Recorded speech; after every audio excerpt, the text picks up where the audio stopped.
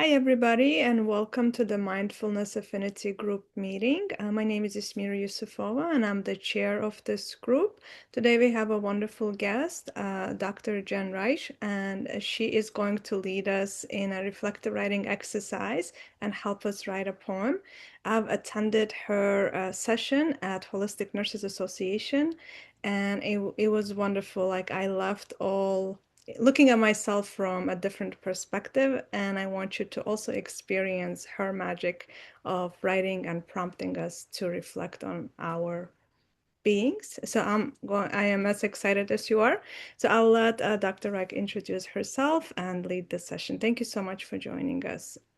Yeah, thank you for having me. And I'm Jen Reich, and I live in Phoenix, and I'm a nurse coach and a writer. And so I'm really delighted to be here at this time. I feel like we can all use a pause, whether you're watching this live or experiencing it after. So we're going to have fun today. Just experience writing a self-care poem and talk a little bit about reflection and reflective writing and how it can help us as healthcare professionals. So feel free to grab a pen and piece of paper if you don't have one already. And I'm just going to do a brief centering and we'll talk just a little bit about reflection and then just get into it. So I'm trying to advance my slide here, so let's see what happens. There we go. All right, so I'm going to invite you to close your eyes if that feels comfortable. If not, you can leave them open and just feel your feet connected to the earth below you. Just taking a moment to center and breathe into your heart space. Sharing a quote by Thich Nhat Hanh. Breathing in, I calm my body. Breathing out, I smile. Dwelling in the present moment, breathing in, I know it will be a wonderful moment. Breathing out. And just expanding the breath, breathing all around your heart, into the back of your heart, into your belly, just really letting that breath fill you up, connect you.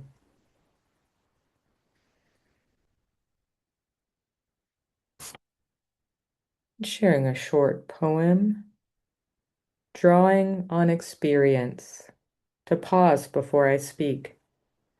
I ask my heart the question, what solution do I seek?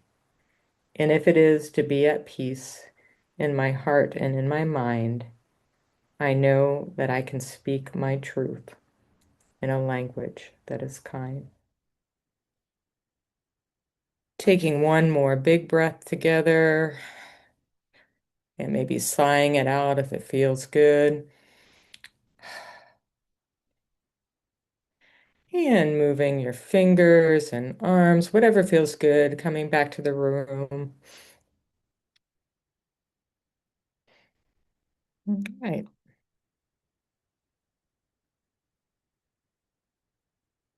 So I mentioned I just talk a little bit about reflection and reflective practice, something that's been really important on my journey. And I feel like whatever field we're in, um, we can benefit from that, strategy. So we can reflect for self-care. Um, it's also a practice for integrating critical thinking and compassion. But really, to sum this slide up in a second, there's no one definition for reflection. There's many definitions offered, but it's been noted that it's really a personal to ourself as individuals and our circumstances at the time. So we may, be reflecting on an experience in our workday, an experience in our personal lives. But, it's really that engagement with ourselves and with our journey.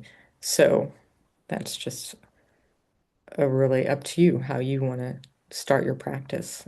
And I'm going to give you some ideas today, but certainly you can take it and run with it in whatever direction feels right to you.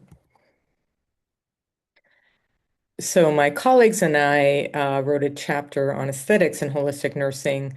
It's going to be out in the new holistic nursing book, but uh, textbooks, they love definitions. So since there isn't really a definition for reflection that one definition that we could incorporate, we came up with our own um, definition that talks about it not really having a definition. So beyond any description, it takes us deep inside to a space where our awareness lies and our spirit can confide.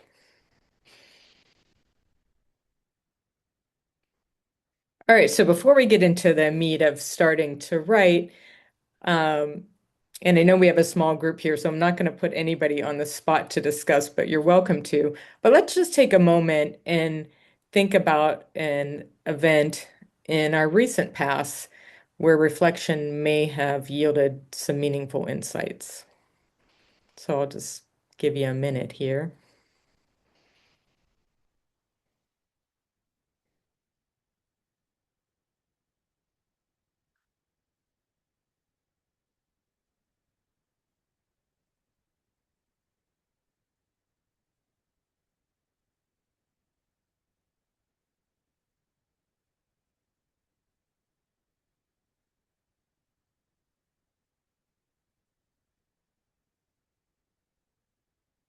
So I'll just ask you if it was easy to bring something up, or maybe you already have a reflective practice or take some time. I mean, I know this is a mindfulness group, so you all have this awareness. Um, but could you bring up something that really, you thought about, maybe I could have, if I would have taken a few moments to reflect or to pause. And you don't have to share the personal story, but just any thoughts, or does anyone want to share? I'm happy to share.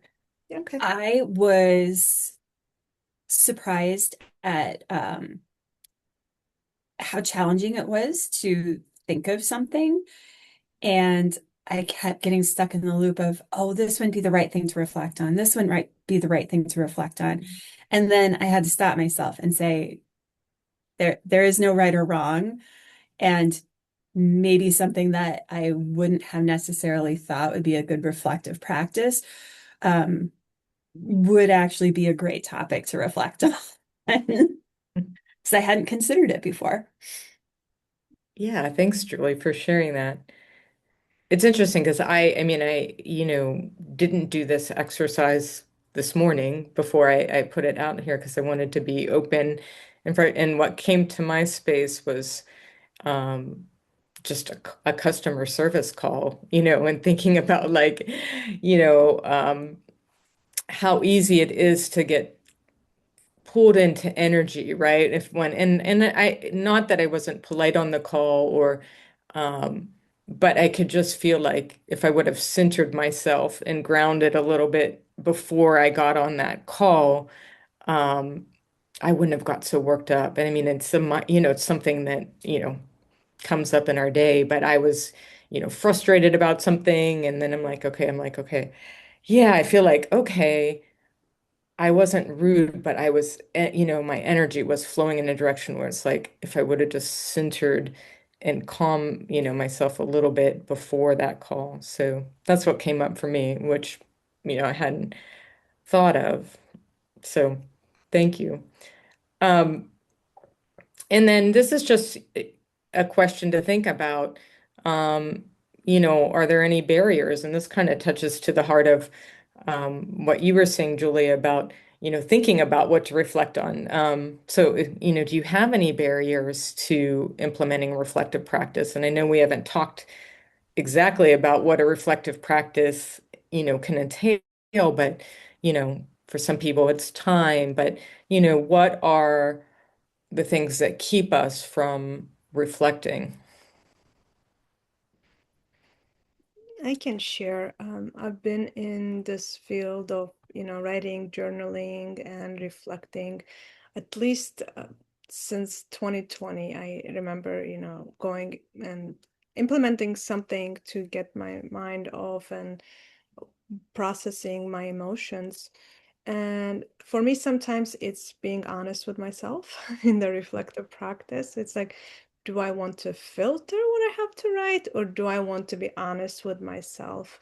And I tend to hoard notes. So I have journals that I can't let go of. I still have like my notes from high school. Why do I need them? I don't know, but they're there.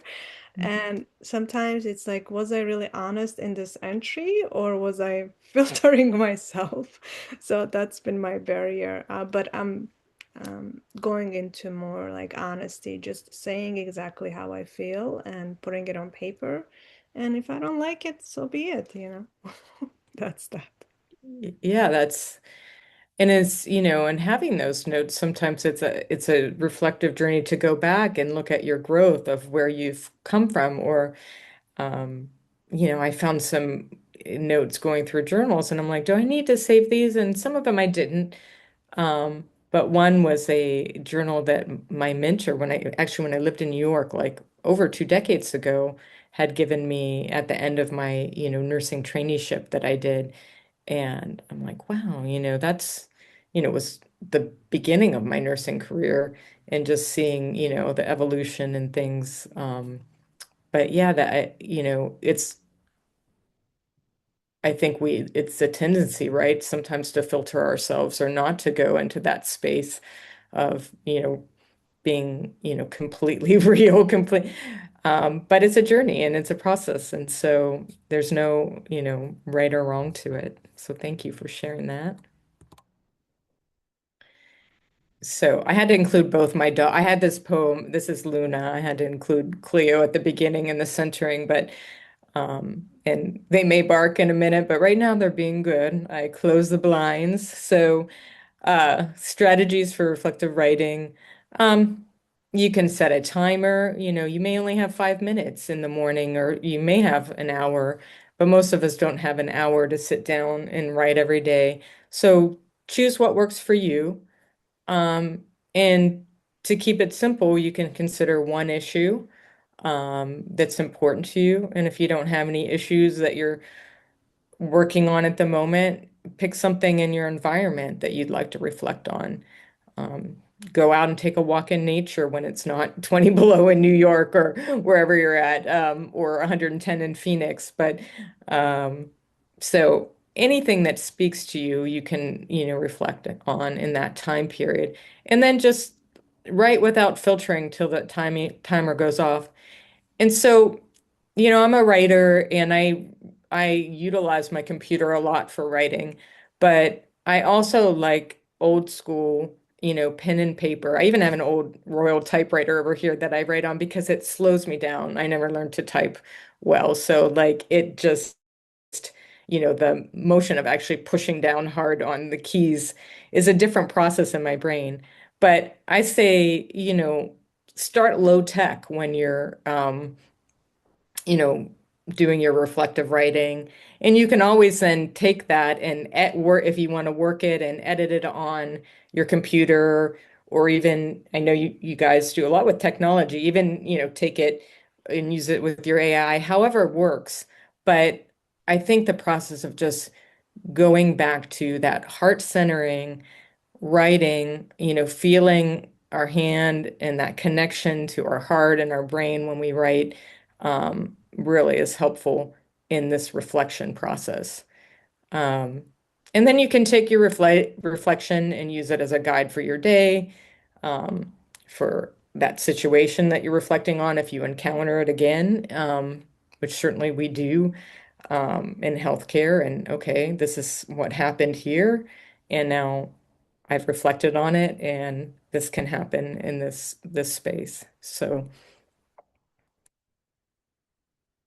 all right, so let's have some fun here. So I've got two exercises. The first one is to craft a self-caring poem. And I have some prompts here that you can use or not use, and you don't have to use them all. But we're just going to take about 5 minutes to write together. and I'm going to write too with you here and ask ourselves in this space where we've centered already, we're ready in this space to just, write without editing. Like, and it could be what do I love about myself? What brings me joy? What's going well for me? But in a spin of thinking of things in this present moment um, that feel good, and because this is our time for taking care of ourselves, for nurturing ourselves. There's a lot going on in the world, and I certainly have poems all over the board with everything around me. But in the same sense, this is for us. It's for you to really think about all of the things and all of the inspiration that you bring to your students, to others in your life. So allow yourself to be loved by you when you write this. So I'm gonna set my timer on my watch and we're gonna write for about 5 minutes.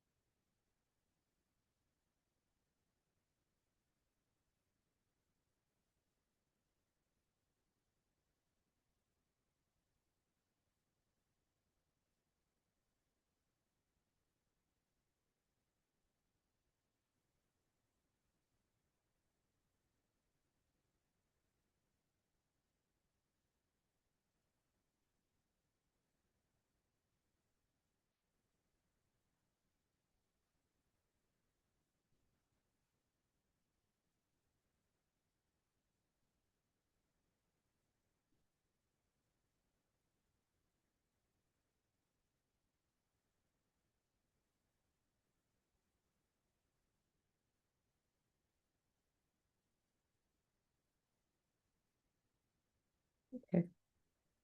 How are we doing? Do you need another minute or I think I got what I need.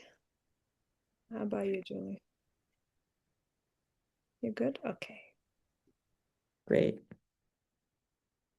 So, how was the experience of writing? I know you've experienced it once before, Ismir, but maybe it has changed. But and Julie, this is the first time you've been in this experiential here. So, any thoughts on the experience of writing a self-care poem to yourself?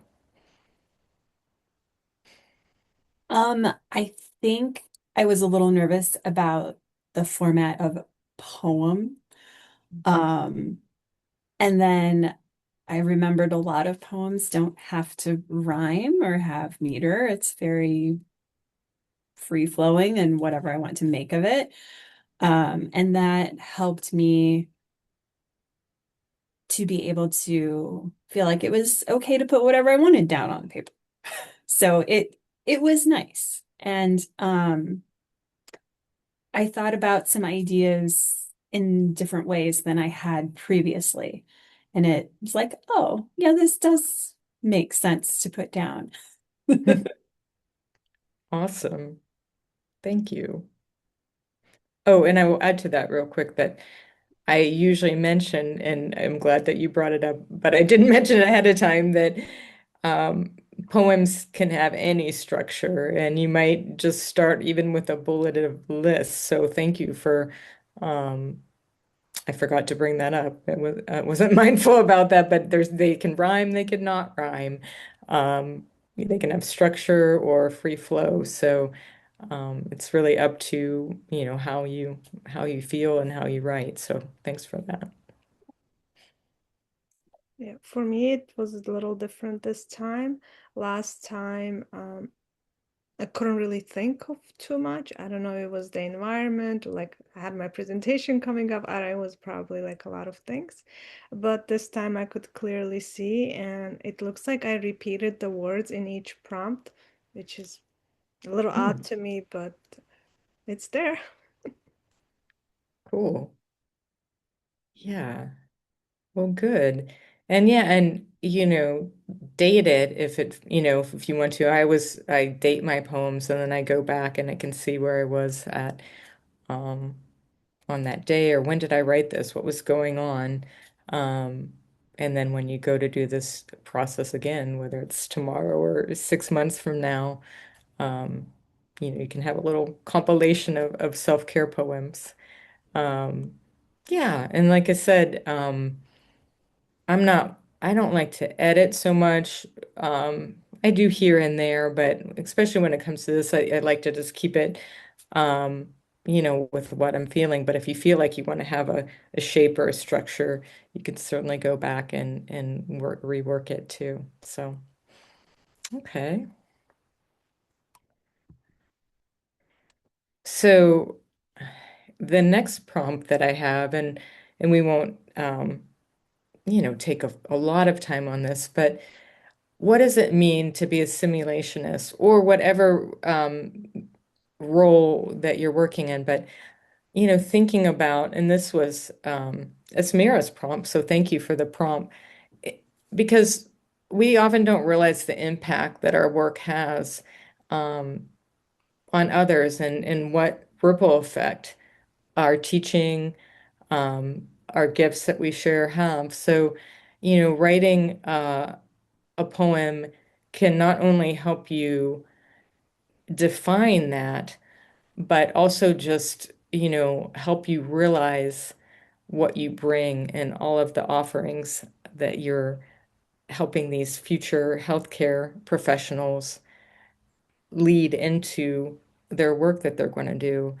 And I know from knowing, being in the space of mindfulness, that you do a lot more than just, uh, you know, showing them simulations. It's that presence you bring.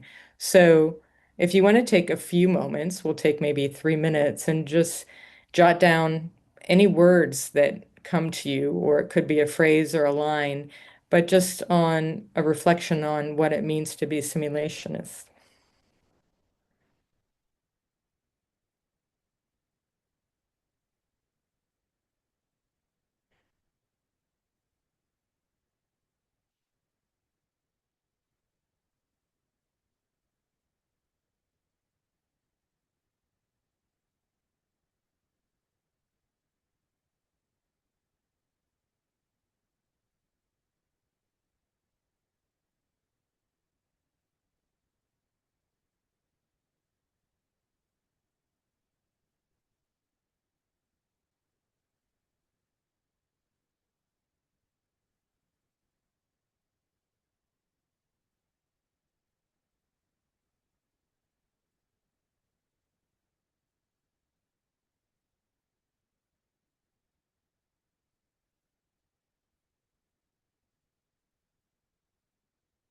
Okay. How was that? Did anything pop out from you for that was a new insight, or do you feel like you have it pretty clearly defined in your space? Ironically, my prompt that I wrote about just before this was what brings me joy. And I really like my job, and a lot of things that I jotted down about what it means to me to be a simulationist were tied back into those things that brought me joy. So it was kind of Love fun. it. Yeah. Yeah, you were tuning in to the next space, so awesome. It's similar for me. It's like anytime I post anything about running a simulation, it always signed as fun because it is fun. I get to be my creative self, my loving, innovative self, and then I get to work with students. So those two things, like shaping minds and giving experiences and mentoring, like all those words came to mind as I was reflecting on being a simulationist. So thank you for the prompt. Awesome. No, thank you for the prompt, and it made me, think as well in my roles. So, wow. Well, thank you both for participating and sharing. I know it was a very small group, so I had allotted a little more time for um, more dialogue. So that's all I have for today, but I hope it was something that you can take on your journey and come back to. I know it's being recorded, so I really appreciate and I'm just grateful to be in this space and thank you both for your work.